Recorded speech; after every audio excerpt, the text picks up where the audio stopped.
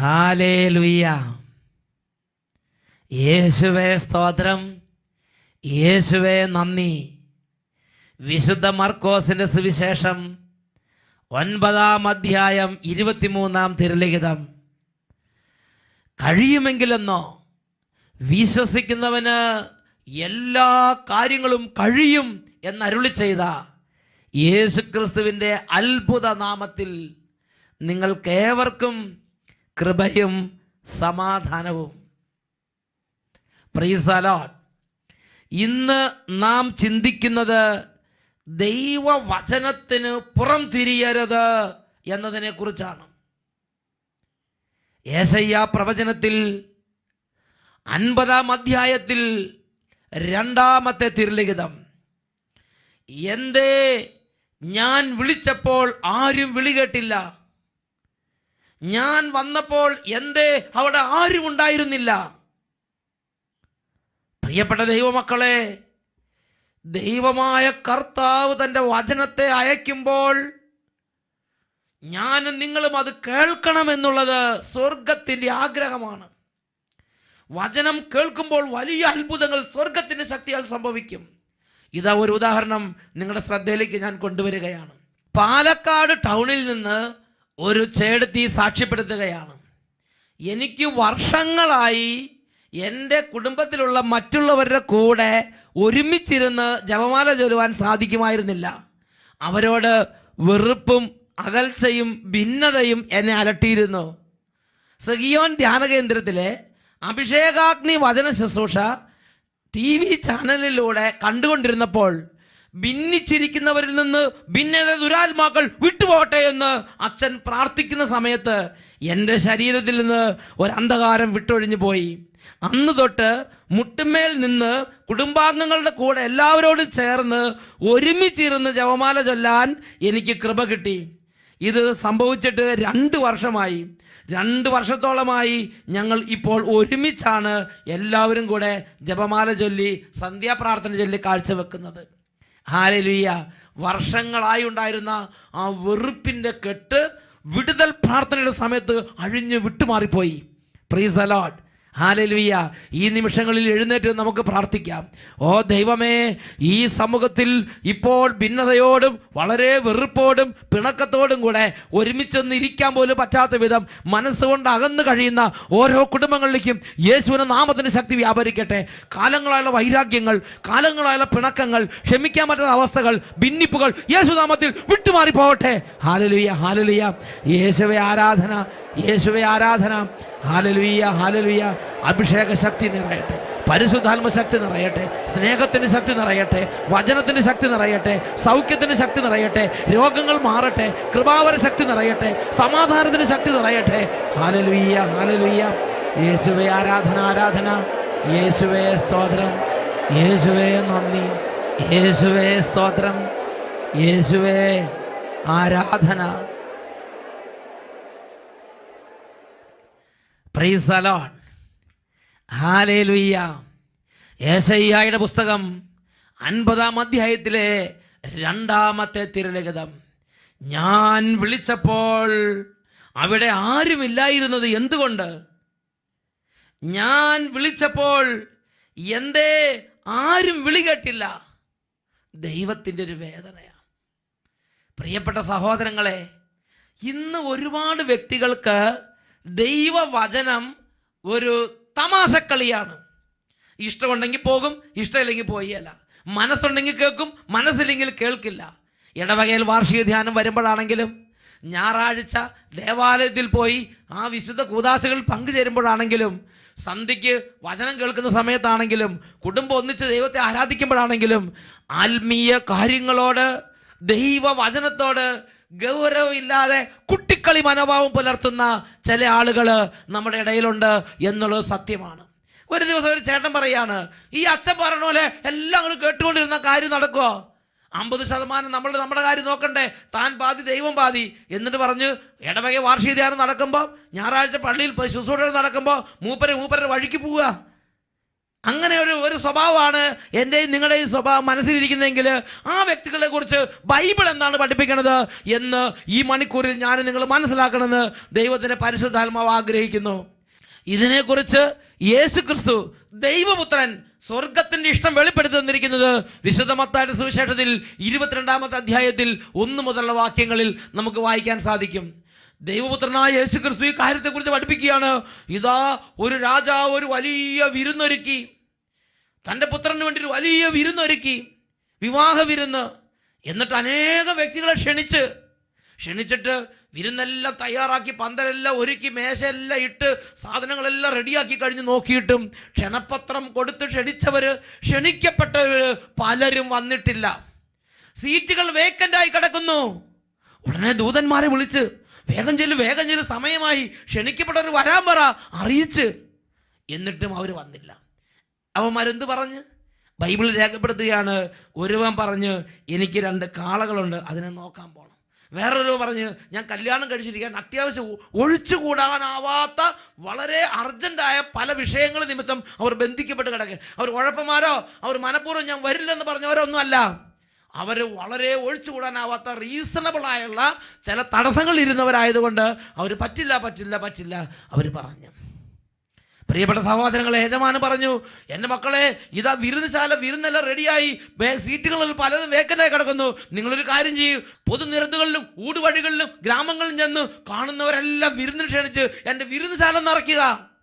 അങ്ങനെ വിരുന്നെല്ലാം പൂർത്തിയായി കഴിഞ്ഞപ്പോൾ ആ രാജാവ് എന്ത് ചെയ്തു? തൻ്റെ സൈന്യത്തെ അയച്ച് ആ കൊലപാതകികളുടെ പട്ടണം അഗ്നിക്കിരയാക്കി. ഇത് യേശു ക്രിസ്തു പഠിപ്പിക്കുന്നത് വിശുദ്ധ മത്തായിയുടെ സുവിശേഷത്തിൽ 22-ാമത്തെ അധ്യായത്തിൽ 7-ാമത്തെ തിരുലിഖിതത്തിലാണ്. രാജാവ് തൻ്റെ സൈന്യത്തെ അയച്ച് ആ കൊലപാതകികളെ നശിപ്പിച്ചു. അവരുടെ നഗരം അഗ്നിക്കിരയാക്കി. അവരെ കൊന്ന് കുഴിച്ചുമൂടിയെന്ന് മാത്രമല്ല, അവരുടെ വസ്തുവകകളും വീട്, ആട്, കാള, അവരുടെ എല്ലാ സാമഗ്രികളോടും കൂടെ ആ നഗരം മുഴുവൻ ചുട്ട് ചാമ്പലാക്കി. പ്രിയപ്പെട്ട സഹോദരങ്ങളെ, ഞാൻ ഈ വചനം വായിച്ചപ്പോൾ ഞെട്ടിപ്പോയി. കാരണം അവർ വളരെ തിക്കും തിരക്കുള്ളവർ. കുറേ പേർക്ക് പോകാൻ പറ്റിയില്ല. അത് ഇത്രമാത്രം രൂക്ഷമായ ഒരു പ്രത്യാഘാതം വിളിച്ചു വരുത്തുന്ന തിന്മ. ഇതെന്താ? ഈ ആളുകൾ 1-ാം പ്രമാണം ലംഘിച്ചിട്ടുണ്ടോ? 6-ാം പ്രമാണം ലംഘിച്ചോ? അവർ കൊലപാതകം ചെയ്തോ? അവർ തട്ടിപ്പ് നടത്തിയോ? അവർ എടുത്തു പറയത്തക്ക പാപങ്ങളൊന്നും ചെയ്തില്ല. അവർ ചെയ്തതെന്താ? വിരുന്നിന് ക്ഷണിക്കപ്പെട്ടിട്ട് വിരുന്നിന് സമയം വന്നപ്പോൾ പോയില്ല.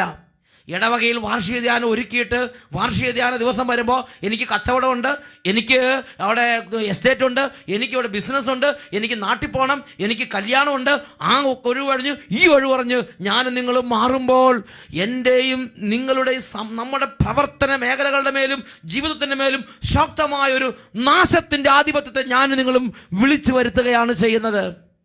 ദൈവപുത്രനായ ഈശോ ഈ ഉപദേശം വിശുദ്ധ മത്തായിയുടെ സുവിശേഷത്തിൽ 22-ാമത്തെ അധ്യായത്തിൽ കൊടുക്കുമ്പോൾ പഴയ നിയമത്തിലെ ഒരുപാട് വചനങ്ങളുടെ പൂർത്തീകരണമായിട്ടാണ് മത്തായിയുടെ സുവിശേഷം 22-ാം അധ്യായത്തിലെ 7-ാമത്തെ വാക്യം പ്രഖ്യാപിക്കപ്പെട്ടത്. ഇതിനെക്കുറിച്ച് യെശയ്യാ പ്രവചനത്തിൽ 65-ാമത്തെ അധ്യായത്തിൽ 2-ാമത്തെ വാക്യത്തിലും 12-ാമത്തെ വാക്യത്തിലും വെളിപ്പെടുത്തപ്പെട്ടിട്ടുണ്ട്. സ്വന്തം ആലോചനകളെ പിന്തുടർന്ന് വഴിതെറ്റി നടക്കുന്ന കലഹപ്രിയരായ ഒരു ജനത്തിനു നേരെ ദിവസം മുഴുവൻ ഞാൻ എൻ്റെ കൈകൾ വിരിച്ചു പിടിച്ചു. ദൈവം ഒരു വചന ശുശ്രൂഷ ഒരുക്കിയിട്ട് 2 കരങ്ങൾ നീട്ടി മക്കളെ വരിക എന്ന് പറഞ്ഞ് ദിവസം മുഴുവൻ ദൈവം കരങ്ങൾ നീട്ടി വിളിക്കുകയാണ്. എന്നാൽ അവർ പോയില്ല. അവർ അങ്ങോട്ടോടി ഇങ്ങോട്ടോടി, അവർ അത് ചെയ്ത് ഇത് ചെയ്ത് അങ്ങനെ ബിസിയായി ദിവസം മുഴുവനും കഴിഞ്ഞുപോയി. ദൈവത്തിൻ്റെ ശുശ്രൂഷകൾ കടന്നു, ദൈവത്തിൻ്റെ ശുശ്രൂഷകളും കഴിഞ്ഞു പോയി. അതിനുശേഷം 12-ാമത്തെ വാക്യത്തിൽ അവരുടെ കുടുംബത്തിലേക്ക് വരുന്ന പ്രത്യാഘാതത്തെക്കുറിച്ച് പ്രഖ്യാപിക്കപ്പെട്ടിരിക്കുകയാണ്. കൊലയ്ക്ക് തല കുനിച്ചു കൊടുക്കാൻ നിങ്ങൾക്കിടവരും. കാരണം ഞാൻ വിളിച്ചപ്പോൾ നിങ്ങൾ വിളി കേട്ടില്ല, ഞാൻ സംസാരിച്ചപ്പോൾ നിങ്ങൾ ശ്രവിച്ചില്ല, എൻ്റെ ദൃഷ്ടിയിൽ തിന്മയായത് നിങ്ങൾ പ്രവർത്തിച്ചു, എനിക്ക് അനിഷ്ടമായത് നിങ്ങൾ തെരഞ്ഞെടുത്തു. ദൈവമായ കർത്താവ് അരുളി ചെയ്യുന്നു, എൻ്റെ ദാസർ ഭക്ഷിക്കും, നിങ്ങൾ വിശന്നു പോരിയും. എൻ്റെ ദാസർ പാനം ചെയ്യും, നിങ്ങൾ തൃഷ്ണാർത്ഥരാകും. എൻ്റെ ദാസർ സന്തോഷിച്ചുല്ലസിക്കും, നിങ്ങൾ നിന്ദനമേൽക്കും. എൻ്റെ ദാസർ സന്തോഷിച്ചുല്ലസിക്കും, നിങ്ങൾ നിന്ദനമേൽക്കും. ഈ തിന്മ ഒരു കുടുംബത്തിലേക്ക് വിളിച്ചു വരുത്തുന്ന പാപം എന്താണ്? കർത്താവായ ദൈവം വചനവിരുന്ന് ഒരുക്കിയിട്ട് വിളിക്കുമ്പോൾ ഞാനും നിങ്ങളും ബിസിയായി അങ്ങോട്ടും ഇങ്ങോട്ടും പോവുകയാണ്. ഞാൻ സംസാരിച്ചു, എന്തുകൊണ്ട് നിങ്ങൾ കേട്ടില്ല? ഇതാണ് കർത്താവ് ചോദിക്കുന്നത്. ജെറമിയായുടെ പുസ്തകം 6-ാം അധ്യായം 17 മുതൽ 20 വരെയുള്ള തിരുലിഖിതങ്ങൾ. ഞാൻ നിനക്ക് വേണ്ടി കാവൽക്കാരെ നിയമിച്ചു, കാഹളത്തിന് ചെവിയോർക്കുക എന്ന് പറയുകയും ചെയ്തു. എന്നാൽ ഞങ്ങൾ ചെവിയോർക്കുകയില്ല എന്ന് അവർ പറഞ്ഞു. ആകയാൽ ജനതകളെ കേൾക്കുവിൻ, ജനസമൂഹമേ മനസ്സിലാക്കുവിൻ, അവർക്ക് സംഭവിക്കാൻ പോകുന്നത് ശ്രവിക്കുവിൻ. അല്ലയോ ഭൂമി, കേട്ടാലും ഈ ജനത്തിന്റെ കുതന്ത്രങ്ങൾക്ക് പ്രതിഫലമായി അവരുടെ മേൽ അനർത്ഥങ്ങൾ വരും. അവർ എൻ്റെ വാക്ക് ചെവിക്കൊണ്ടില്ല, അവർ എൻ്റെ നിയമം അനുസരിച്ചില്ല. ഷേബായിൽ നിന്ന് കുന്തിരിക്കവും വിദൂരദേശത്ത് നിന്ന് കർപ്പൂരവും എനിക്ക് കൊണ്ടുവരുന്നത് എന്തിന്? നിങ്ങളുടെ ദഹനബലികൾ എനിക്ക് സ്വീകാര്യമല്ല, നിങ്ങളുടെ കാഴ്ചകൾ എനിക്ക് പ്രീതികരമല്ല. പ്രിയപ്പെട്ട സഹോദരങ്ങളെ, ആ ജനം എന്താ ചെയ്തത്? ദൈവത്തിന്റെ പ്രവാചകന്മാരിലൂടെ ദൈവം തന്നെ ജനത്തോട് സംസാരിച്ചപ്പോൾ അവർ ചെവി കൊടുത്തില്ല, അവർ ആ വാക്ക് കേൾക്കാൻ കൂട്ടുനിന്നില്ല, അവർ അവരുടെ വഴിക്ക് പോയി. എന്നിട്ട് കർത്താവിന്റെ ആലയത്തിൽ ഒന്ന് കർപ്പൂരം അർപ്പിക്കുന്നു. അവർ കർത്താവിന്റെ ആലയത്തിൽ നിന്ന് ആടുകളെയും കാളുകളെയും ബലിയർപ്പിക്കുന്നു. കർത്താവിനെ പ്രസാദിപ്പിക്കാൻ വേണ്ടി അവർ അധ്വാനിക്കുന്നു. കർത്താവ് ചോദിച്ചു, നിങ്ങളുടെ കർപ്പൂരം എനിക്ക് എന്തിന്? നിങ്ങളുടെ ദഹന ബലികളും നിങ്ങളുടെ കാഴ്ചകളും ഇതൊന്നും എനിക്ക് പ്രീതികരമല്ല എന്ന് കർത്താവ് അസന്നിഗ്ധമായി പ്രഖ്യാപിക്കുകയാണ്. ഞാനും നിങ്ങളും ദൈവവചനം കേൾക്കാതെ കർത്താവ് വിളിക്കുമ്പോൾ, കർത്താവ് തന്നെ പ്രവാചകന്മാരോട് സംസാരിക്കുമ്പോൾ അതിന് ചെവി കൊടുക്കാതെ ദൈവത്തെ പ്രീതിപ്പെടുത്താൻ വേണ്ടി അതും ഇതും ചെയ്യുമ്പോൾ അത് ദൈവ സന്നിധിയിൽ മ്ലേച്ഛകരമായ ഒരു സംഗതിയായി പരിണമിക്കും. കാര്യം നമ്മൾ നല്ല കാര്യമാണ് പള്ളിയിൽ പോയി ചെയ്യുന്നത്, പക്ഷേ ദൈവസന്നിധിയിൽ അത് മ്ലേച്ഛകരമായി മാറും. ഇത് നമ്മൾ വായിക്കുന്നത് യെശയ്യാ പ്രവചനത്തിൽ 66-ാം അധ്യായത്തിൽ 2-3 തിരുലിഖിതങ്ങളിലാണ്.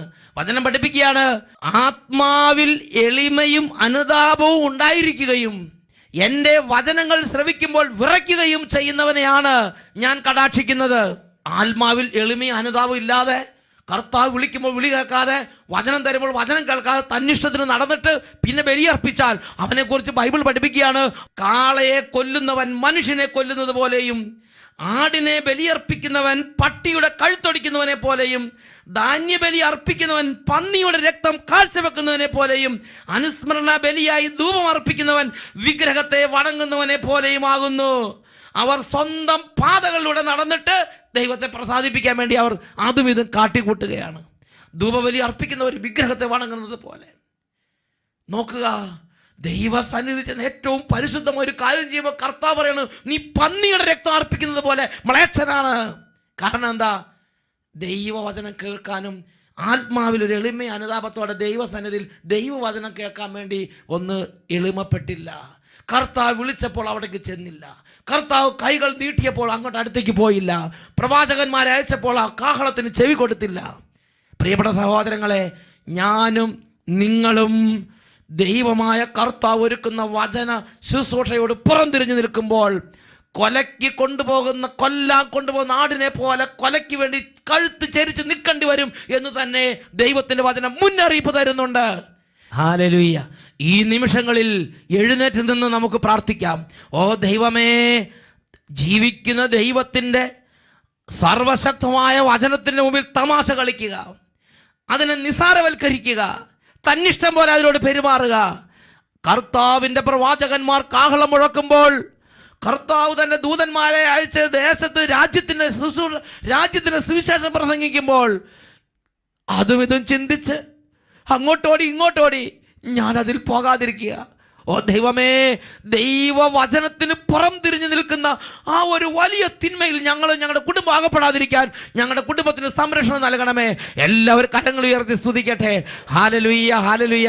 ഓ പിതാവേ, ഈ കുടുംബങ്ങളെ ദൈവവചനം അകറ്റിക്കൊണ്ടു പോകുന്ന എല്ലാ നാരകീയ സേനകളെയും ദുരാത്മബാധകളെയും അന്ധകാര സൈന്യനിരകളെയും നസ്രായന്റെ നാമത്തിൽ ശാസിക്കുന്നു, ബന്ധിക്കുന്നു, ബഹിഷ്കരിക്കുന്നു, വിട്ടു മാറിപ്പോകട്ടെ. ഹല്ലേലൂയ. കൃപയുടെ അഭിഷേകം, വചനത്തിന്റെ അഭിഷേകം, വിശുദ്ധിയുടെ അഭിഷേകം, ദൈവരാജ്യത്തിന്റെ അഭിഷേകം നിറയട്ടെ. Hallelujah, hallelujah, hallelujah, hallelujah, hallelujah, hallelujah. ഈ സമയം തന്നെ കാലങ്ങളായി ബന്ധിക്കപ്പെട്ടിരിക്കുന്ന ദുർപീഡകളിൽ നിന്ന് ദൈവജനം വിടുതൽ പ്രാപിക്കട്ടെ. Hallelujah, hallelujah. യേശുവേ ആരാധന, ആരാധന. യേശുവേ ആരാധന, യേശുവേ സ്തോത്രം, യേശുവേ ആരാധന, യേശുവേ നന്ദി, യേശുവേ ആരാധന, യേശുവേ മഹത്വം. യെശയ്യായുടെ പുസ്തകം 50-ാം അധ്യായത്തിൽ 2-ാം തിരുലിഖിതം. ഞാൻ വന്നപ്പോൾ എന്തേ അവിടെ ആരുമില്ലാതിരുന്നു? ഞാൻ വിളിച്ചപ്പോൾ എന്തേ ആരും വിളി കേട്ടില്ല?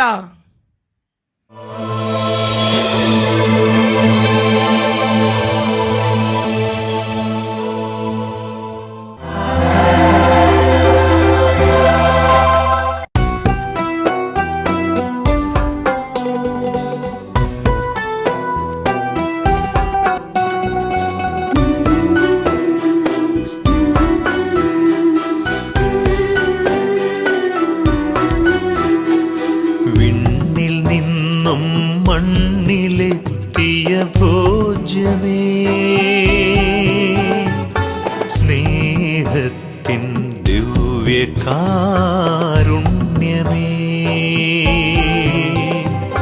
വിണ്ണിൽ നിന്നും മണ്ണിലെത്തിയ ഭോജ്യമേ,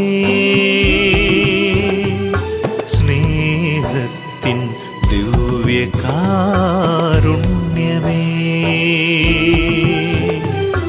അലയാഴി പോലൊഴുകും നിൻ ദിവ്യ സ്നേഹം, അതിരില്ലാതൊഴുകുന്ന ദിവ്യ നിമിഷമിതാ. അലയാഴി പോലൊഴുകും നിൻ ദിവ്യ സ്നേഹം, അതിരില്ലാതൊഴുകുന്ന ദിവ്യ നിമിഷമിതാ. ആരാധന, ആരാധന, ക്രിസ്തുരൂപ യേശുനാഥ, ആരാധന, ആരാധന, ആരാധന, ക്രിസ്തുരൂപ യേശുനാഥ, ആരാധന. ഹല്ലേലൂയ. വിശുദ്ധ മത്തായിയുടെ സുവിശേഷം 8-ാം അധ്യായം 5 മുതലുള്ള തിരുലിഖിതങ്ങൾ. യേശു കഫർനാമിൽ പ്രവേശിച്ചപ്പോൾ ഒരു ശതാധിപൻ വന്ന് അവനോട് കേണപേക്ഷിച്ചു, കർത്താവേ, എൻ്റെ ഭൃത്യൻ തളർവാദം പിടിപെട്ട് കഠിനമായ വേദന സഹിച്ച് ഭവനത്തിൽ കിടക്കുന്നു. യേശു അവനോട് പറഞ്ഞു, ഞാൻ വന്ന് അവനെ സുഖപ്പെടുത്താം. പ്രിയപ്പെട്ട ദൈവമക്കളെ, കർത്താവ് രോഗികളോട് മനസ്സലിവുള്ള കർത്താവാണ്. ഇരുകരങ്ങളും ഇപ്പോൾ കർത്താവിൻ്റെ സന്നിധിയിലേക്ക് നമുക്ക് ഉയർത്താം.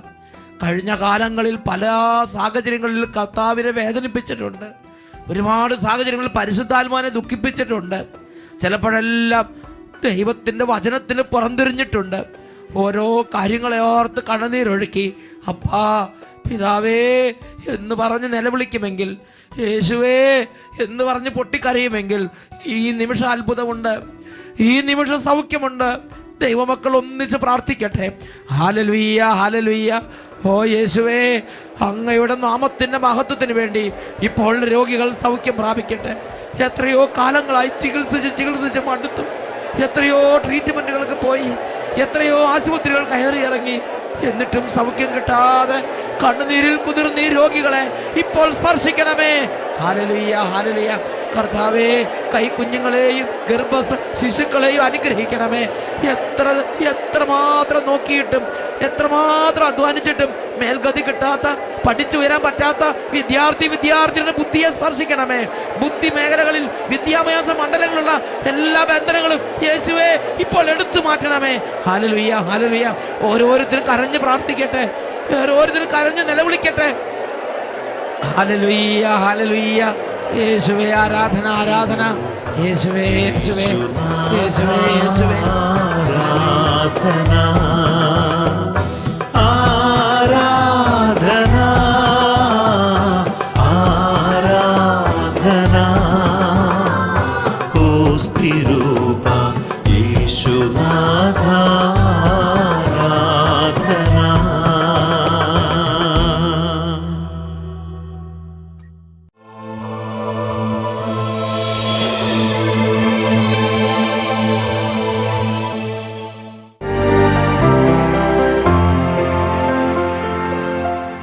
ഞാൻ എൻ്റെ അമ്മയ്ക്ക് വേണ്ടിയിട്ട് സാക്ഷ്യം നൽകുന്നതിന് വേണ്ടിയിട്ടാണ് ഞാനിവിടെ നിൽക്കുന്നത്. എൻ്റെ അമ്മ 10 വർഷമായിട്ട് ശ്വാസകോശം ചുരുങ്ങുന്ന രോഗം കൊണ്ട് വളരെയധികം കഷ്ടപ്പെടുമായിരുന്നു. അതായത് ചുമ തുടങ്ങിയാൽ പിന്നെ നിർത്താത്ത കഠിനമായ ചുമ വന്ന് ചോര തുപ്പുന്ന ഒരവസ്ഥയായിരുന്നു. അതായത് അമ്മയ്ക്ക് ഭക്ഷണം കഴിക്കാനോ വെള്ളം കുടിക്കാനോ പ്രാർത്ഥിക്കാനോ ഒരു തരത്തിലും സ്വസ്ഥതയില്ലാത്ത ഒരു ദുസ്സഹമായ ജീവിതം. ഡോക്ടർമാർ പറയുന്നു ഇത് പൂർണ്ണമായിട്ടൊന്നും സുഖപ്പെടുത്താനൊന്നും പറ്റുകയില്ല, ജീവിതാവസാനം വരെ ഇത് നിങ്ങൾക്കുണ്ടാവും, അതുകൊണ്ട് പൂർണ്ണമായിട്ടും വിശ്രമിക്കുക, വിശ്രമം മാത്രമേ ഇതിന് പരിഹാരമുള്ളൂ എന്ന് പറഞ്ഞു. എൻ്റെ അമ്മയുടെ അവസ്ഥയെന്ന് പറഞ്ഞാൽ അമ്മയ്ക്ക് സഹായത്തിന് വേറെ ആരുമില്ല. മക്കളൊക്കെ ജോലിക്കാരായതുകൊണ്ട് അച്ഛനും അമ്മയും തനിച്ചായിരുന്നു. അമ്മയോട് വിശ്രമം മാത്രമേ ഉള്ളൂ, ഒരു പണി എടുക്കരുത്, എന്തെങ്കിലുമൊക്കെ പണി നിങ്ങൾ എടുക്കുന്നുണ്ടെങ്കിൽ ഞങ്ങളെ കൊണ്ട് ചികിത്സിക്കാൻ പറ്റില്ല എന്നായിരുന്നു ഡോക്ടർമാർ പറഞ്ഞത്. പക്ഷേ അമ്മയ്ക്ക് ജോലി എടുക്കാതിരിക്കാനൊന്നും പറ്റില്ല, അത്യാവശ്യപ്പെട്ട പണികളൊക്കെ ചെയ്യണം. ഇങ്ങനെ പോകുന്ന അവസ്ഥയിൽ അവസാനമായപ്പം ചുമ കൂടി, ചോര തുപ്പുന്നു, സംസാരിക്കത്തില്ല, ശബ്ദം പുറത്തേക്ക് വരുന്നില്ല. ആ അവസ്ഥയിൽ 2 ആഴ്ച കൂടുമ്പം ഹോസ്പിറ്റലുകളിൽ പോയി അഡ്മിറ്റ് ആകുന്ന ഒരവസ്ഥയായിരുന്നു. അതായത് ഹോസ്പിറ്റലിൽ കിടക്കുവാണെങ്കിൽ ഓരോ പ്രാവശ്യവും 10,000, 20,000, 22,000 രൂപ വെച്ച് ഹോസ്പിറ്റലിൽ നിന്ന് കൊടുക്കുക, പുറത്ത് വന്നാൽ വീണ്ടും ഹോസ്പിറ്റലിൽ പോവുക, ഒരു രക്ഷയില്ല. അവസാനം വീട്ടുകാർക്കൊക്കെ തോന്നി ഇനി വലിയ പ്രതീക്ഷകളൊന്നുമില്ല. ഞാൻ ഹസ്ബൻഡും കുടുംബവും ഒക്കെ ആയിട്ട് ഞങ്ങളിവിടെ കോഴിക്കോട് താമസിക്കുന്നു. ഞങ്ങളിങ്ങനെ അട്ടപ്പാടിയെക്കുറിച്ച് കേട്ട് ഇവിടെ ധ്യാനത്തിന് വന്നു. അമ്മ ആ ഹോസ്പിറ്റലിലായിരിക്കുന്ന സമയത്ത് ഇവിടെ ആദ്യ വെള്ളിയാഴ്ച വന്ന് ധ്യാനം കൂടി. അപ്പോൾ എനിക്ക് ഭയങ്കര വിശ്വാസമായിരുന്നു, ഇവിടെ വന്ന് പ്രാർത്ഥിച്ചു കഴിഞ്ഞാൽ എൻ്റെ അമ്മയുടെ രോഗം സുഖപ്പെടും എന്നുള്ള ഉത്തമ വിശ്വാസത്തിൽ ഞാൻ ആത്മാർത്ഥമായിട്ട് പ്രാർത്ഥിച്ചതിന് ശേഷം ഇവിടുന്ന് ഞാൻ വെഞ്ചരിച്ച വെള്ളം ഞാൻ കൊണ്ടുപോയി. അതിനുശേഷം അമ്മ ഹോസ്പിറ്റലിൽ തന്നെയാണ്. ഞാൻ ഹോസ്പിറ്റലിൽ പോയി ആനാവെള്ളം തളിച്ച് അമ്മയുടെ ശിരസിൽ കൈവച്ച് യേശുവിൻ്റെ നാമത്തിൽ ഞാൻ പ്രാർത്ഥിച്ചു. പിന്നെ അമ്മയ്ക്ക് ആനാവെള്ളം അമ്മയുടെ വായിലേക്ക് ഒഴിച്ചു കൊടുത്ത് അമ്മയെ കുടിപ്പിച്ചു. ആ നിമിഷം തന്നെ അമ്മയ്ക്ക് നല്ല ആശ്വാസം ഉണ്ടായി. 10 വർഷമായിട്ട് കഠിനമായ ഈ ശ്വാസകോശ രോഗം കൊണ്ട് വിഷമിച്ച എൻ്റെ അമ്മ കഴിഞ്ഞ സെപ്റ്റംബർ മാസത്തിൽ ഹോസ്പിറ്റലിൽ അഡ്മിറ്റ് ചെയ്തതാണ്. അതിനുശേഷം ഇന്നേ വരെ ഹോസ്പിറ്റലിൽ അഡ്മിറ്റ് ആയിട്ടില്ല. അമ്മയ്ക്ക് വീട്ടിലെ സകല പണിയും എടുത്ത് അച്ഛനും അമ്മയും യേശുവിന് സ്തുതി പറഞ്ഞ് സന്തോഷമായിട്ട് ജീവിക്കുന്നു.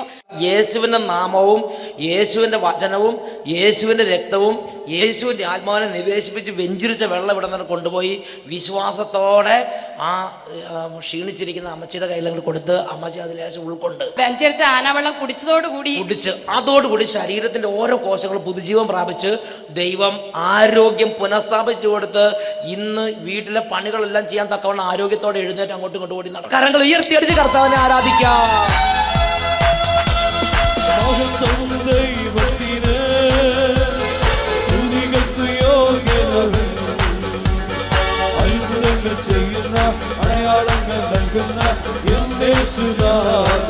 വളരെ സന്തോഷത്തോടെ